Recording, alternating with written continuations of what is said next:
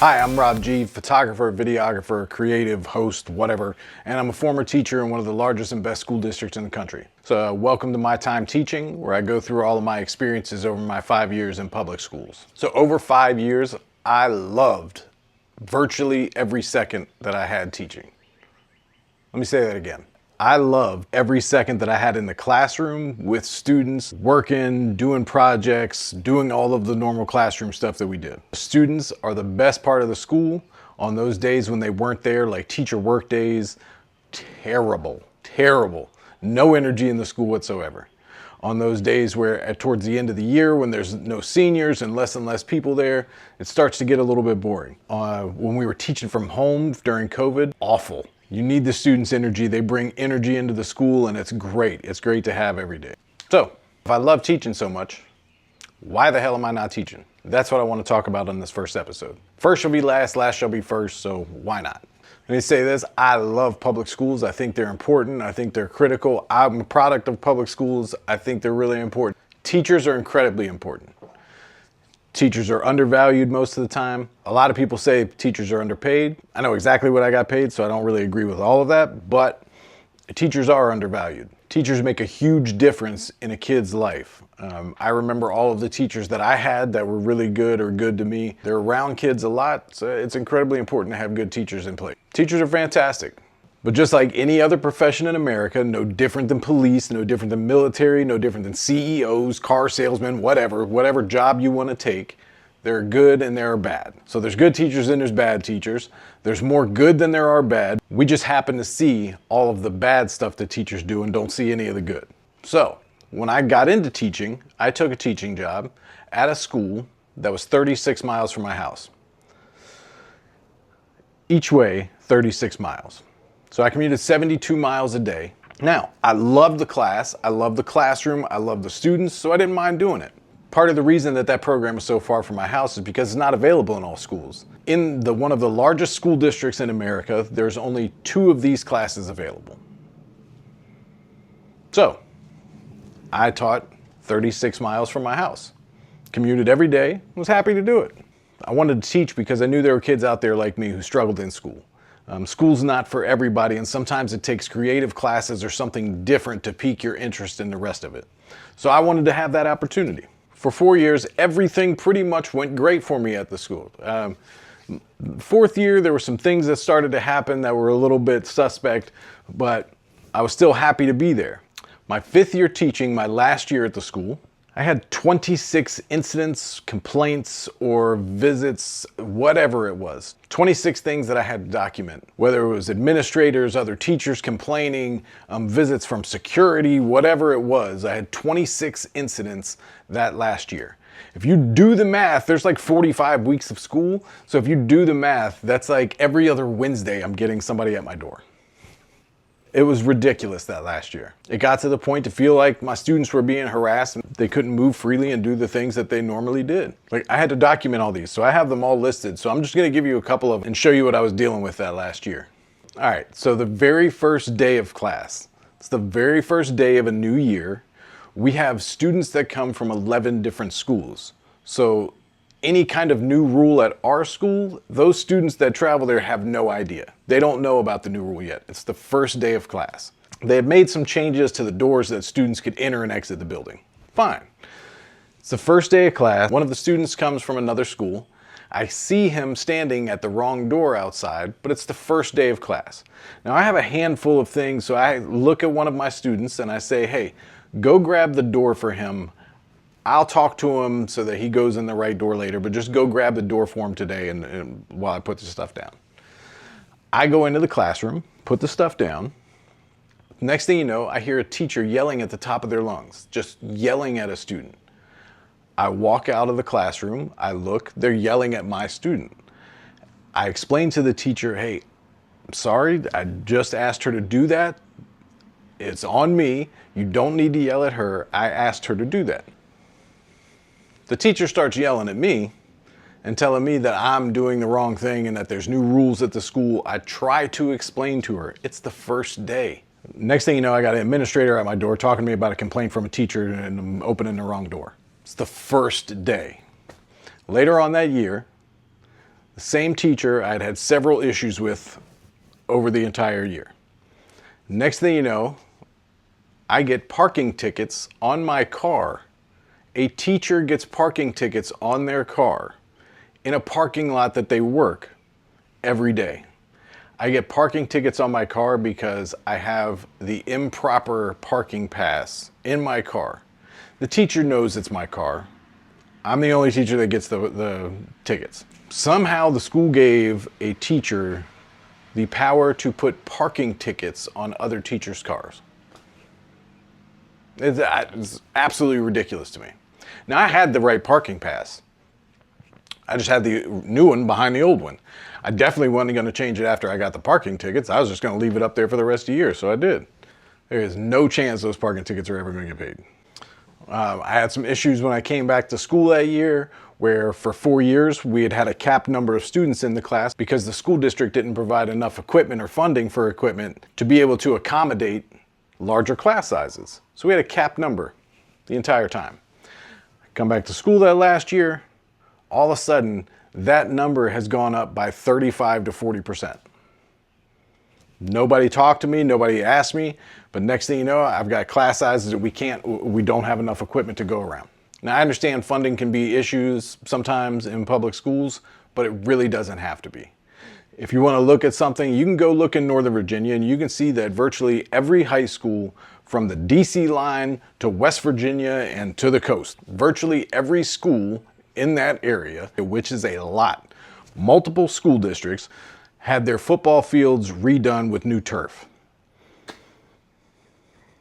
Go look and see how expensive it is to replace a football field with new turf. That's money that could go into classrooms. That's money that can go into equipment for programs like this. That's money that could go into new programs for students in different schools. Now, because I had more students in each class, I came back to school with less classes. So I was getting knocked for not having a full roster of classes when they opened up my class to 35 to 40% more students in each class. So I asked, okay, well, let me fill up another class. So I said, how many students do I need to start one more period? And they gave me a number that was well over my capped number from the previous years. So I said, okay. So I sent that number of students plus 2 to the offices to register for my class. Each of those students was told over the next few days that class didn't exist and wasn't going to be there. Even after I tried to explain to them, we don't have enough equipment to support all of those students in one class. They told me, tough luck, make do. This is a good one. There was a day that it was a downpour. It was raining outside. So I had a couple of students that had to wait for a bus to go back to their regular schools from my class. So these students obviously are thinking, man, I got to wait outside in the rain. So I told them, hey, don't worry about it. I'll walk down the hall with you. I'll stand in the hall with you. We'll wait for the bus. So I'll stand there with you until the bus comes. So as I walk down the hall, I'm on my way. The students and I were just sitting there talking. And an administrator who was my direct supervisor for the program puts their hands up at my chest, touches me and says, stop, Mr. G, you can't walk there. I explained, well, I'm just going to stand in the hall and wait with these students while the bus comes. They said, no, you're not going to do that. So I asked again, I'm just trying to stand. What's wrong? I'm just trying to stand so they don't have to stand out in the rain. I'm going to wait with them. If there's anybody else, I can wait with them too. They said, no. The students said, well, what are we supposed to do? That administrator looked at them and said, you should have brought an umbrella. If you don't have one, ask Mr. G to get you one. I said, I have no idea where to get one either. They wouldn't let me walk in the hallway or stand with the students to wait for the bus. They made them go outside and wait in the rain. So I told the administrator that was the dumbest thing I'd ever heard in my life. I got in trouble for that one too. Because I didn't want students to wait out in the rain. And I was going to wait with them to supervise and make sure everything was okay. Okay. All right. The school district that I worked in went through a process where they renovated all of the high schools in that district over, 10, 15, whatever years, however many years it was. The school that I worked at got a renovation, probably like my third and fourth year there. This renovation is the nicest part of the school.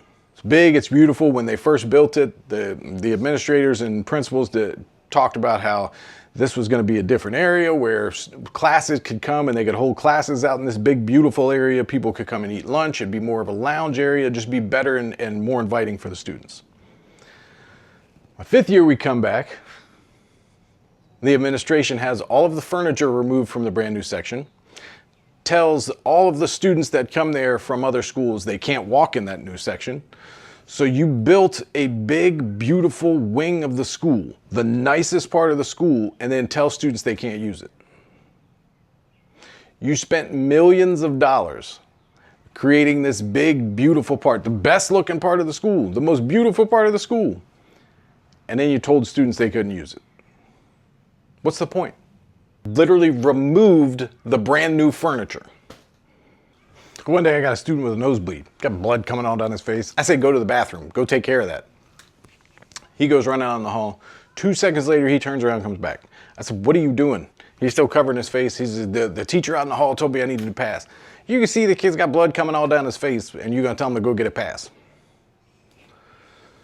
So here's a good meeting one. One day, our department has a staff meeting. So the entire department is in this meeting and the administrator is running it. The administrator is talking about a book that has been bought, purchased, and given to each teacher in the school district. Now this book talked about things that we were already doing as teachers, a new way of grading that we were already doing. So, with a new superintendent and these books, we're in this meeting and it's being discussed. There's a lot of people that aren't happy about the books and having to read this thing. The administrator running the meeting looks at me and says, say what you want to say. I'm in the back. I said, no, I got nothing to say. I'm good. I was trying to be good. I was trying to be quiet. The administrator looks at me again and says, go ahead. Say what you got to say. I said, I'm good. I don't want to do that. I'm good. The administrator looked at me one more time and said, this is your chance. Say what you got to say. So after the 3rd time, I finally said, okay. So I looked at the administrator and I said, true or false, if we didn't just spend millions of dollars on a new plan for this superintendent and purchase books to give to teachers to do something that they're already doing, we'd have more money to put in each classroom. True or false? I didn't get an answer, but the administrator stood up, walked out of the meeting, left, and never came back. Didn't say a word, just got up and left. The entire meeting turns around and looks at me. I'm stuck. They're looking at me like, what the hell just happened? We got a bomb threat one day. Now, it's a very serious thing having a bomb threat at a school. The entire school goes outside. Everybody's on the football field. Everybody's backpacks are put onto the football field so that dogs can go through them. There's dogs searching the whole school. It's crazy. For like 4 hours, everybody in the school is out on the football field.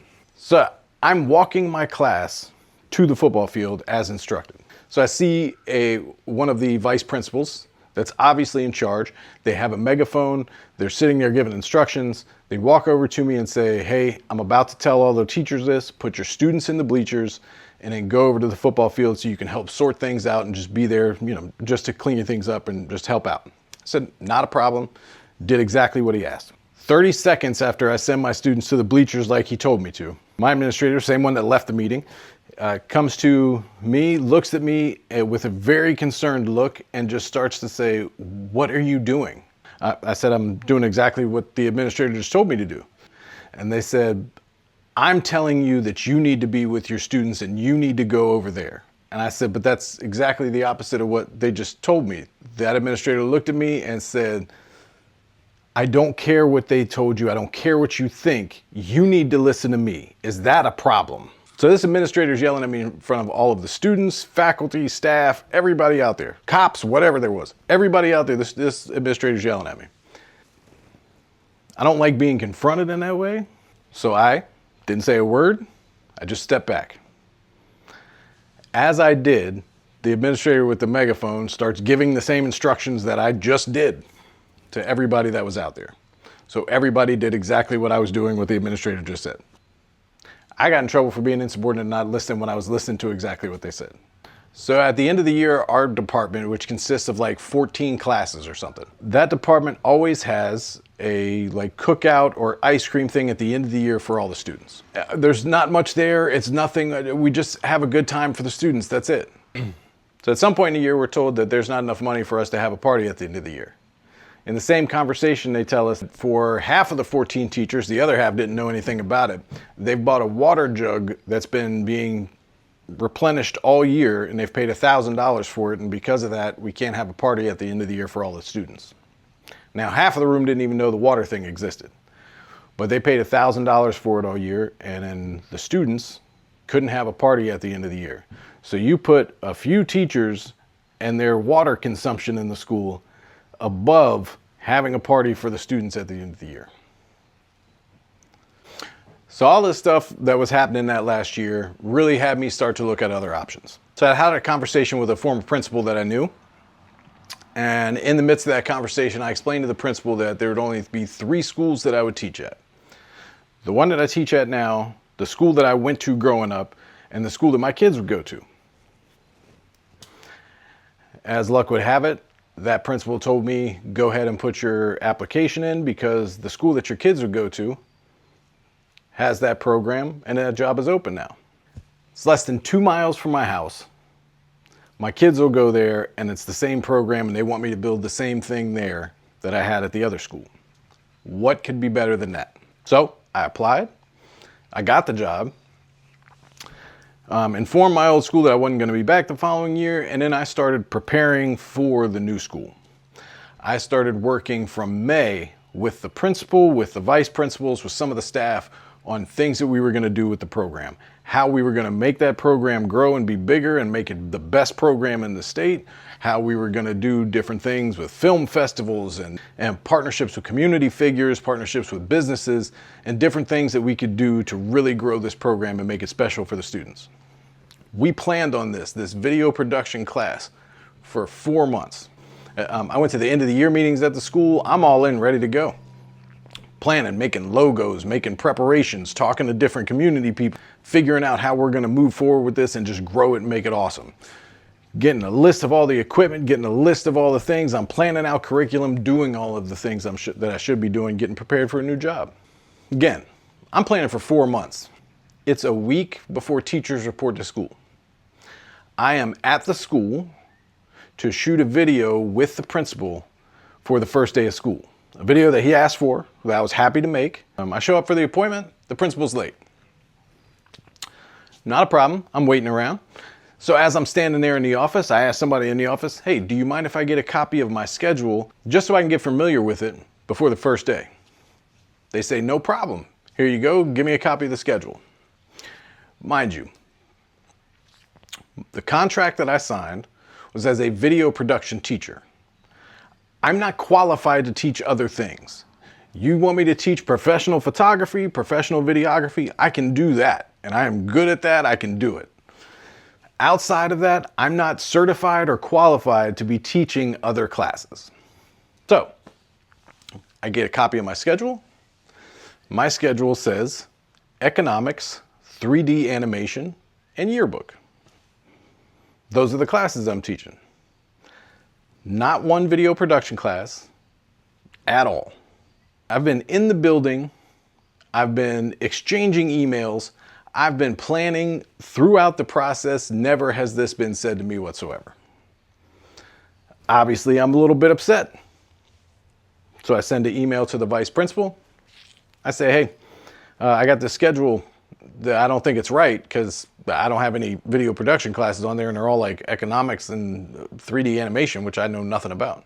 Vice principal writes me back and says, no, that schedule's right. That's what we had to do. There weren't enough numbers in the class. I said, well, that's never been discussed with me at all. I have an issue with this. I think we should probably set up a meeting with the principal. I probably didn't say it that nicely, but we set up a meeting. The principal, the vice principal, myself. I go into the meeting and the very first thing that the principal says when I walk in the door is, your former principal told me that you are a hothead, but you are great at what you do and you are great for students. Now, I don't know about you all. Starting the meeting with the hothead thing, probably not the way to go. Then he goes on to tell me, through various conversations and meetings, that he probably hired me a year too early. I said, that's got nothing to do with me, that's on you. Then again, he tells me, yeah, I probably hired you a year too early, but it's because I wanted to jumpstart the program. Confused, I asked him, what do you mean jumpstart the program? I wasn't even teaching it. He said, yeah, but I figured you would be doing it for the year, building it up before you took it over. So he wanted me to do all of the work outside of the school schedule and just to start this program. Now that's the first issue. The second issue is that tells me that he wants to boot the guy that was there already. I don't want to be there to push another teacher out. I don't think that's good. I don't think that's right. I'm not going to do that. The third and most important issue is that through these meetings, they told me that don't worry about the economics class. It's a cookie cutter class. Anybody could teach it. As I explained to them, one, I'm not certified nor qualified. They told me, yes, you are. So I had HR confirm in writing that I was not qualified. Like, what are we talking about? I said, this offends me and concerns me as a parent because you are putting people who are unqualified, who are letting you know that they're not qualified to teach that class, into a role that they shouldn't be doing. But they continue to tell me that this is the way it is and they can't change anything about it. So I say, well, I'm not going to do that. So I resigned before school started, and it sucked. This is one of the issues that parents need to understand. Administrations, principals, and school districts, they play with teachers' careers way too much. That happened to me. That happens a lot. I heard from various other teachers that that kind of thing went on at that school a lot. A principal will go and hire a teacher, will hire a really good teacher to try to fill a role and then put them in a completely different role. So you hire a good teacher and then put them elsewhere where they're not going to be as successful or they're not going to be as good. But the principal thinks that they look good because they just hired a good teacher. They play with teachers' careers too much. Administrators, if you're inside a school, you will see administrators will come and go during a school year. They'll come in late in the school year. They'll leave before the school year is over. They'll leave around Christmas time. Administrators come and go. I watched 4 administrators leave in 1 year, and one of them left in the middle of the school year right after a new principal came in. But you hold teachers' careers hostage. Now, part of the problem is that these principals and school administrators and things like that know that teachers are in kind of a bind. They don't make tons of money, so them just dropping a job is not going to happen. So they rely on the fact that a teacher is still going to stay there stuck. It's not okay. I couldn't stand for it. So parents, if you want good teachers, tell school boards, tell school districts, tell principals, stop playing with teachers' careers. Do you have somebody like me who loves where they are and what they do? I loved my classroom. I loved my students. I loved it so much I got the classroom number tattooed on my arm. I left there to continue to do exactly what I was doing as I was promised, as I signed a contract to do. And then I got there and that wasn't the case. This happens all the time with teachers. I was fortunate enough that I had other businesses before I started teaching, so I could leave and go back to those businesses. But there's a lot of teachers, the overwhelming majority of teachers don't have that option. So you can't do that and play with a teacher's career like that. And then you bring teachers in and you try to give them cookie cutter classes and make them robots and doing dumb stuff that they shouldn't be doing. It's got no value to our kids. It's got no value to the school. What are we doing? The term cookie cutter class offends the hell out of me in the first place. He told me anybody could teach it. If anybody could teach it, why are we offering it in high schools? So now because I resigned, I have a status put in my record that's going to make it difficult or nearly impossible for me to teach again in this state. They're not going to say anything about what happened with the principal. They don't say anything about what happened with all of the meetings. They don't say anything about my contract stating that I was a video production teacher and then not getting any of those classes. The negative mark goes on me. It's not right. I want to teach again. I want to teach. But I'm not going to do it that way. And here's the best part. Within a month of this happening with my situation, this principal gets put on leave by the school district. He's not even there anymore because of some other stuff that he was doing.